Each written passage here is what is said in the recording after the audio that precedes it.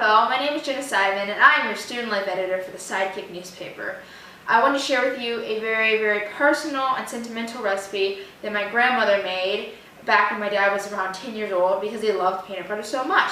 And so after a lot of experimenting, she made peanut butter pie. And it's very easy and it's very delicious, and it takes less than an hour to make.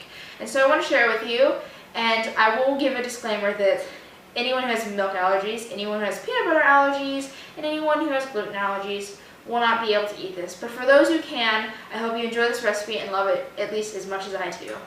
Thanks for watching!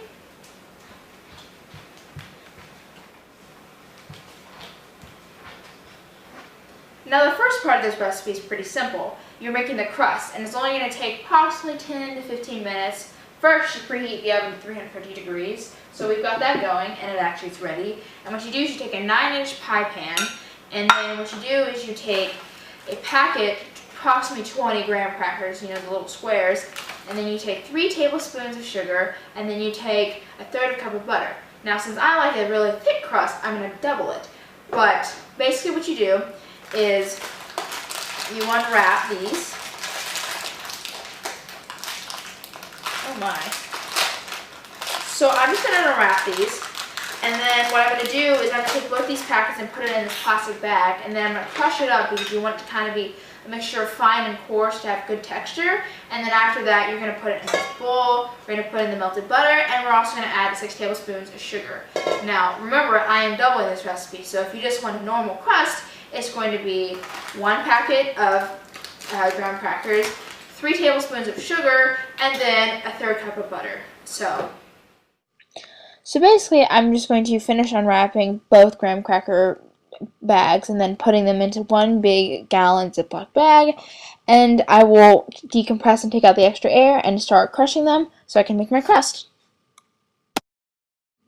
So after you crush crackers, you add the butter and then you add the sugar, and then you start to mix it in with a spoon. But I also like to get my hands in there to make sure it's fully incorporated and nice and even. And after that, you just take the 9-inch pie pan and you start to spread it out and compress it into there. And the key to this is to make sure that the bottom is nice and even and compact. The sides can be a little bit less uniform just because it's not as important. However, the bottom is the base of your pie, and if that's not solid, your pie won't be solid, even though this is kind of a mushy pie.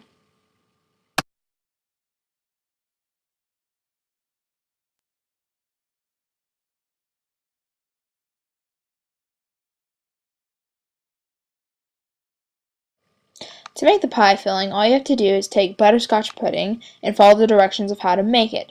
So you put it in a bowl, you add 2 cups of milk, and then you whisk for approximately 2 minutes to make it a little bit thicker. But to make it the perfect consistency that we want, we're just going to add some peanut butter at the end. And so you're just going to add some peanut butter to the butterscotch pudding to complete the pie filling.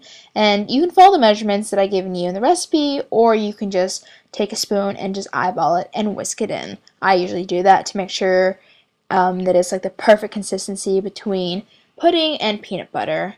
And if you add a little bit too much, add a little milk and whisk it. After you're done, take a little taste.